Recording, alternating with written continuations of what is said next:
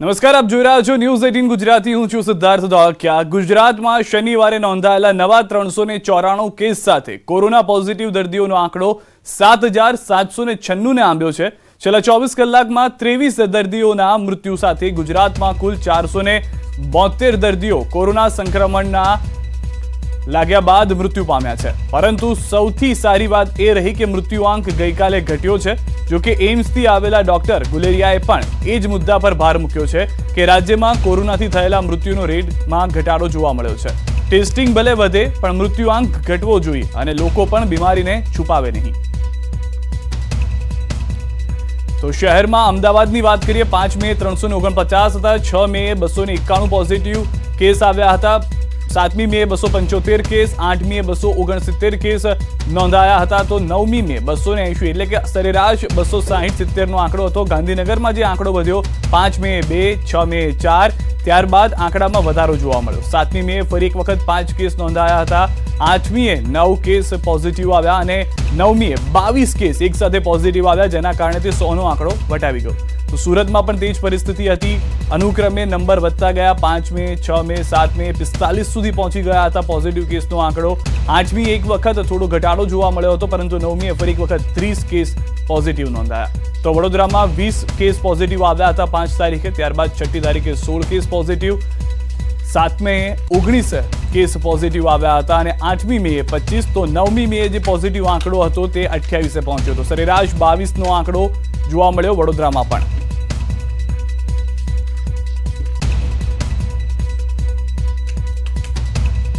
તો આ તરફ આરોગ્ય અને પરિવારના લક્ષણની પણ વાત કરીએ, પરંતુ ગુજરાતમાં કાતિલ કોરોના જે છે તેનો 6 મે, 7 મે, 8, 9 અને 10 મે પોઝિટિવ કેસનો જે આંકડો છે તે 4.9%, 5%, 5.2% અને 5.8% છે. 4.8% 10મી મે છે. પરંતુ જે સૌથી મહત્વની વાત એ છે કે મૃત્યુદર અને સાજા થયેલા લોકો 6 મે જે હતો તેમાં સીધો જ ઉછાળો આવી ગયો. સાજા થયેલા જે લોકો હતા તે 5.7% હતા, જે વધીને સીધા જ 17.8% પર પહોંચી ગયા હતા. જે આંકડામાં ઉછાળો આવ્યો છે તે ડબલથી પણ વધારે છે. 12.5%નો એક સરેરાશ ઉછાળો આવ્યો છે. આ 6 મે, 7 મે, 8 મે મૃત્યુદરમાં પણ જે છે તે ઘટાડો આવ્યો છે. આપ જુઓ કે 6મી મે 5.9% મૃત્યુદર હતો, તેમાં ઘટાડો થઈ અને 10 મે સુધીમાં 5 દિવસની અંદર 4.2% એટલે કે સરેરાશ 1.7%નો ઘટાડો તેમાં પણ જોવા મળ્યો છે. પોઝિટિવ કેસનો આંકડો થોડો વધઘટ થતો રહે છે, જે રીતે કેસ અને ટેસ્ટિંગમાં વધઘટ થઈ રહ્યા છે, પરંતુ તે પણ આમ જોવા જઈએ તો સરેરાશ 5% પર યથાવત છે. જે સૌથી મોટો ઉછાળો છે તે મૃત્યુદરમાં આવ્યો છે કે 5.9%થી ઘટીને તે 4.2% થઈ ગયો અને સાજા થયેલા લોકોનો આંકડો 5.7%થી વધીને 17.8% આવી ગયો છે.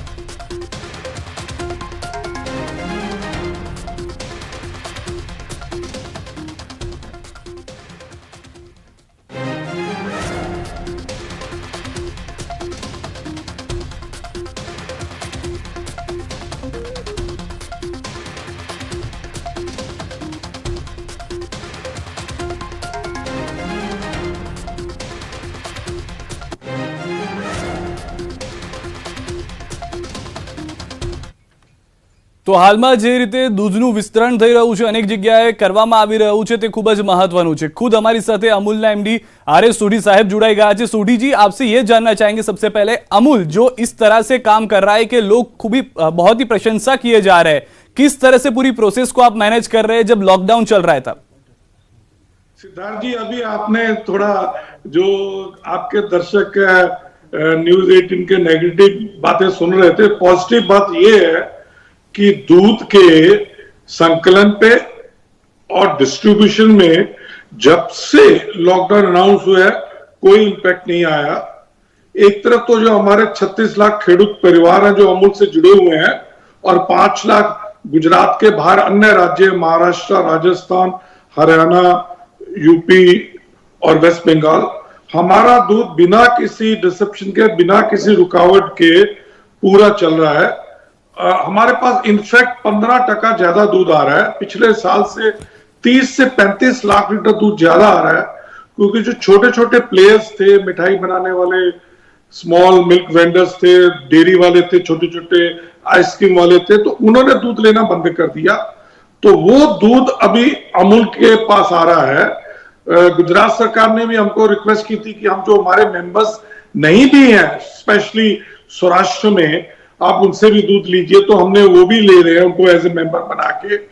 और सारा जो बद्दा दूध आ रहा है हमारे गुजरात के जो जितने भी और बाहर के तकरीबन 82 प्लांट्स हैं उसमें प्रोसेस हो रहा है, पूरी सेफ्टी मेजर ली जा रही है, दूध का संकलन से लेके दूध की ट्रांसपोर्टेशन प्रोसेसिंग। उसके बाद हम गुजरात के अलावा भारत के 1000 सिटीज में अभी Amul milk, Amul butter milk और अमूल दही और पनीर का रेगुलर हर रोज पैकिंग और डिस्ट्रीब्यूशन कर रहे हैं बिना किसी रुकावट के। और दूध की सेल शुरू में इंपैक्ट आई थी क्योंकि ये जो 15% दूध हमारा इन्होंने होटल, रेस्टोरेंट और चाय की लारी पे जाता था, पर अभी क्या हमने देख रहे हैं, विचित्र अनुभव कर रहे हैं कि बाहर का दूध की खपत कम हुई पर घर पे दूध की खपत बढ़ गई है। लोग घर पे सुबह से लेके शाम तक दूध ले रहे हैं, दूध के व्यंजन बना रहे हैं, चाय पी रहे हैं, खीर बना रहे हैं। तो हमारे लिए ना तो दूध के संकलन में ना दूध की मार्केटिंग में कोई प्रॉब्लम आई है। इसी तरह से जो दूध के वैल्यू एडेड प्रोडक्ट्स हैं, चाहे वो बटर है, घी है, चीज है, डेयरी व्हाइटनर है, उनकी भी खपत में तकरीबन 15 से 30-40% तक खपत में बढ़त आई है। और ये खपत अमूल में ही नहीं है, मैंने जो बाकी भी कोऑपरेटिव्स है भारत में उनसे भी बात की, विदेशों में भी, Europe, USA, Korea, China, Japan, सभी जगह जब लॉकडाउन है दूध और दूध के पैदाश की खपत बढ़ गई है। तो खेडूत के लिए तो ये बिना किसी प्रॉब्लम के दूध को उत्पादन करना है और कोऑपरेटिव दूध लेंगे और आपको अच्छा भाव दे रहे हैं, हमने भाव भी कम नहीं किया और कस्टमर के लिए भी कोई भाव बढ़ा नहीं है। तो यही एक ये कोविड के दौरान ये एक बहुत ही अच्छा न्यूज है किसानों के लिए भी और कंज्यूमर्स के लिए भी। सोढ़ी जी, जिस तरह से आयुष्मान डिपार्टमेंट ने बताया था कि गोल्डन मिल्क यानी कि हल्दी वाला दूध जरूरी है, तो अमूल ने वो प्रोडक्ट भी लॉन्च किया, वो किस तरह से हेल्पफुल रह रहा है और उसकी बिक्री कैसे हो रही है? देखिए सिद्धार्थ जी, जब ये लॉकडाउन हुआ तो काफी आयुष ने अपनी साइट पे बोला, आदरणीय प्रधानमंत्री ने बोला कि दूध में हल्दी डाल के पीने से इम्यूनिटी बढ़ती है, प्रतिरोधक जो शक्ति है वो बढ़ती है।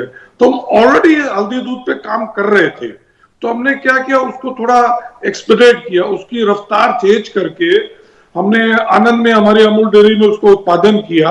और जो भी अभी अमूल के डिस्ट्रीब्यूटर और रिटेलर तकरीबन 1 लाख, वहां पे हमने पूरी सब जगह हल्दी दूध का हमने अवेलेबिलिटी कराई और सोशल मीडिया पे इसका हमने लोगों को एजुकेट कराने की कोशिश कर दी कि किसी तरह हल्दी दूध आपकी सेहत के लिए, जो आपकी इम्यूनिटी को बढ़ाने के लिए बढ़िया है। जी, आपसे ये भी जानना चाहेंगे क्योंकि जिस तरह से कंपनीज काम कर रही है उसमें ये सबसे बड़ी बात है कि सेफ्टी मेजर्स होने चाहिए। अमूल जो इस बड़े पैमाने पे दूध उत्पादन कर रहा है, आइसक्रीम शायद बंद हो गया है, मगर जो भी लोग आपके वहां काम करने आते हैं, आप उनके लिए कैसे सेफ्टी मेजर्स को यूज करता है?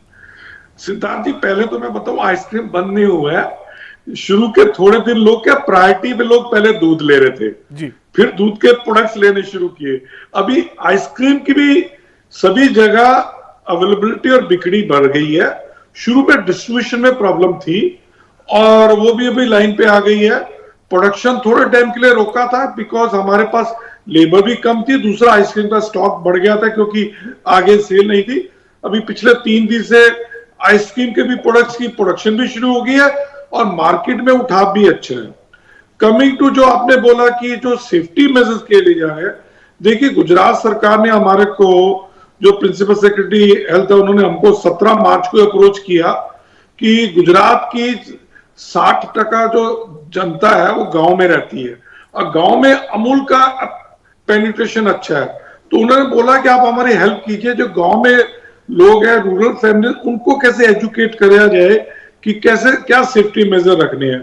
तो हमने रातों रात 17 मार्च को जितने भी 18,500 गांव में अमूल का प्रोक्योरमेंट संकलन का सिस्टम है, वहां पे हमने बैनर्स लगाए जिसमें एजुकेट किया गया जितने भी हमारे ग्रामीण गुजरात के लोगों को कि सोशल डिस्टेंसिंग रखनी है, आपको कैसे हाथों को साबुन से धो के सैनिटाइज करना है, जब आप मंडली में आए तब भी आपको सोशल डिस्टेंसिंग रखते हुए क्यू में खड़ा होना है, हाथ धो के मंडली में जाना है, मास्क पहनना है।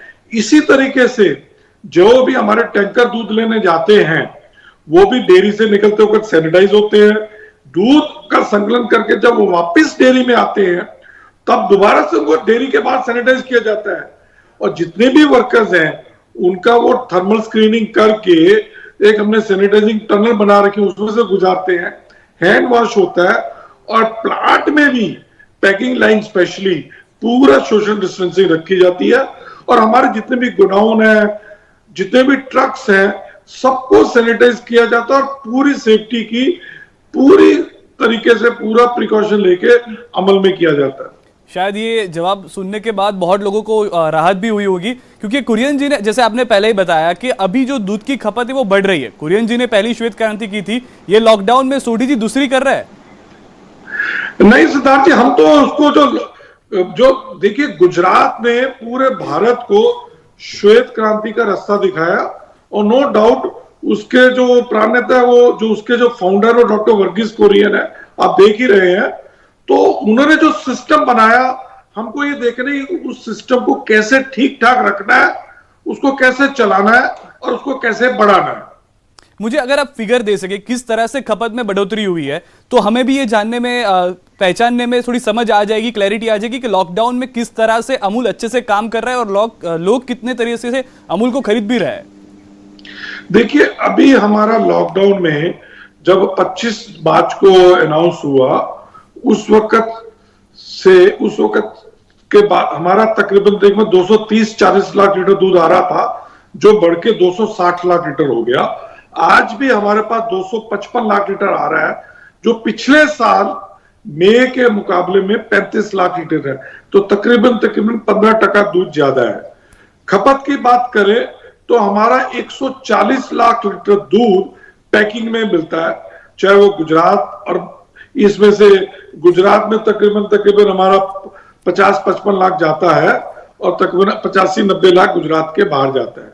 तो जैसे मैंने बोला, पहले हमारा 20-22 लाख लीटर, 25 लाख लीटर की सेल कम हुई क्योंकि ये होटल रेस्टोरेंट, पर आज की तारीख में अगर आज देखें तो हम 143-144 लाख लीटर दूध बेच रहे हैं, जो प्री कोविड से भी ज्यादा है और पिछले साल के बराबर है। तो दूध की सेल में कोई कमी नहीं हुई। दूध की जो प्रोडक्ट्स हैं, बटर, घी, चीज, पनीर, बटर और हमारा घी और हमारा जो डेयरी व्हाइटनर और बेबी फूड है, इसमें तकरीबन हमारी 15 से 20% की ग्रोथ आई है। चीज में तो ट्रेमेंडस ग्रोथ आ गई। हमने सोचा था कि जो होटल रेस्टोरेंट बंद हो गए, हमारा पिज्जा में जो मोज़रेला चीज जाता था उसकी सेल खत्म हो जाएगी, वाकई वो सेल खत्म हो गई। पर लोगों ने घर पे पिज्जा बनाना शुरू कर दिया।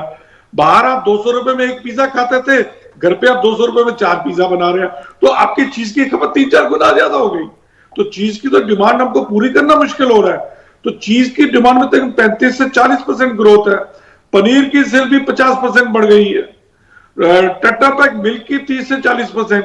तो ओवरऑल सेल में कोई फर्क नहीं। हाँ, जो कमोडिटी थे, क्योंकि 15% 35% जो दूध ज्यादा आ रहा है वो हम बना रहे हैं, उसको स्किम मिल्क पाउडर और व्हाइट बटर, वो अभी नहीं बिक रहा, हमने रखा हुआ है क्योंकि अभी गर्मी है। अप टू दिवाली हमारी खपत बढ़ती है, तो हमको उसकी बिल्कुल चिंता नहीं है।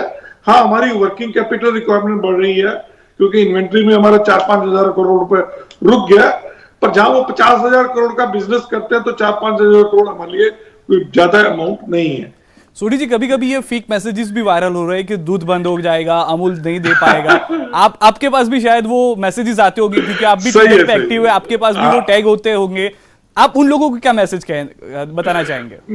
मैं तो उनको यही कहूंगा, देखिए, दूध वाकई बंद हो जाएगा जिस दिन हमारी गाय और भैंसे दूध देना बंद कर देंगी। तो अगर आपको दूध, तो देखिए, गाय भैंस दूध बंद नहीं करेगी तो दूध का संकलन भी चालू रहेगा और दूध की मार्केटिंग भी चालू रहेगी। तो हमको अमूल से ज्यादा हमारी गुजरात की 60 लाख गाय भैंसों पे विश्वास करना चाहिए। अगर आप उनसे पूछे वो दूध देंगी तो दूध आपको मिलेगा। और मुझे ये भी जानना था, क्योंकि बीच में ये भी न्यूज आ रही थी कि जो इलाके पॉजिटिव है वहां से लोगों से दूध नहीं लिया जा रहा है। क्या अमूल इस पे काम कर रहा है? देखिए, जहां पे भी इक्का दुक्का गांव में हमको लोकल एडमिनिस्ट्रेशन से पता चलता है कि यहाँ दूध का पॉजिटिव केस उस गांव में आया, तो हमको लोकल एडमिनिस्ट्रेशन से मिलके उस दिन उस दूध को उस मंडली में दूध हम बंद कर देते हैं। कई जगह पे हमको लोकल एडमिनिस्ट्रेशन ने, कलेक्टर ने और या एसपी ने और ये जो वहां की पुलिस बोलते हैं कि आसपास के वो 2 के 3 किलोमीटर की मंडली भी आप जरा बंद करते हैं, क्योंकि रास्ता ही बंद करते हैं। तो हमको इसमें लोकल एडमिनिस्ट्रेशन को पूरा सहयोग देना पड़ता है, हम बंद कर देते हैं। उसके बाद नेक्स्ट ऐसे चालू होते हैं सैनिटाइजेशन की। तो आसपास की जितनी मंडली हैं उनको हम सैनिटाइज करते हैं, वहां के गांव को सैनिटाइज करते हैं। फिर आसपास के गांव पहले लोकल एडमिनिस्ट्रेशन अगर बोलती है तो हम फिर विद इन 2-3 डेज दूध का संकलन चालू हो जाता है। फिर जिस गांव में पॉजिटिव केस आया है, जब तक हमारे को लोकल एडमिनिस्ट्रेशन नहीं बोलती कि हाँ अभी उन्होंने जो पॉजिटिव केस लिया था वो पूरा ठीक निकला है या उसको क्वारंटाइन कर दिया या पूरा जो भी प्रिकॉशन, और मंडली को भी पूरा देख के उसको पूरा हमने सैनिटाइज कर दिया, जब वो बोलते हैं हम दोबारा उसका प्रोक्योरमेंट संकलन शुरू करते हैं। क्योंकि देखिए इसमें क्या, हेल्थ को तो प्रायोरिटी देनी ही पड़ेगी, और दूध ऐसी चीज है कि जिसमें आपको कोई डरने की भी जरूरत नहीं है कि दूध ऐसा का ऐसा कस्टमर के पास नहीं पहुंचता। वो डेयरी में जाके प्रोसेस होता है, और प्रोसेस में एक पास्चुराइजेशन होता है जिसमें 72 डिग्री पे गर्म किया जाता है, फिर उसको 0 डिग्री पे ठंडा किया जाता है। तो कोई भी बैक्टीरिया, चाहे वो गर्मी वाला हो चाहे वो ठंड वाला हो, वो मर जाएगा। पर उसको hygienically untouched by hands pack करके हमारे ग्राहकों तक पहुंचाया जाता है। तो दूध के जरिए वायरस फैलने का कोई भी चांस नहीं है। हाँ, दूध का पैकिंग जब आप घर पे लाएं और दुकानदार से आपने लिया हो तो उसको आप जरूर साबुन के पानी से धो लें, ताकि किसी के गलत आदमी का अगर हाथ लगाओ तो वो साफ हो जाए। जी, बहुत ही शुक्रिया सोढ़ी जी, जिस तरह से आपने सारे आंसर्स दिए, बहुत ही सेटिस्फाइड रहा ये पूरा सेशन। बहुत ही शुक्रिया, आपने अपना कीमती समय न्यूज़ 18 को दिया इसलिए। धन्यवाद सिद्धार्थ जी, धन्यवाद। તો જે રીતે કહેવામાં આવી રહ્યું છે, એમડીનું સ્પષ્ટ કહેવું છે કે દૂધની ખપતમાં વધારો થયો છે અને દૂધ લોકો સુધી પહોંચતું રહેશે। કોઈએ પણ એવા મેસેજ કે ફેક મેસેજમાં ધ્યાન દોરવાની જરૂર નથી કે દૂધ આવતું બંધ થઈ જશે।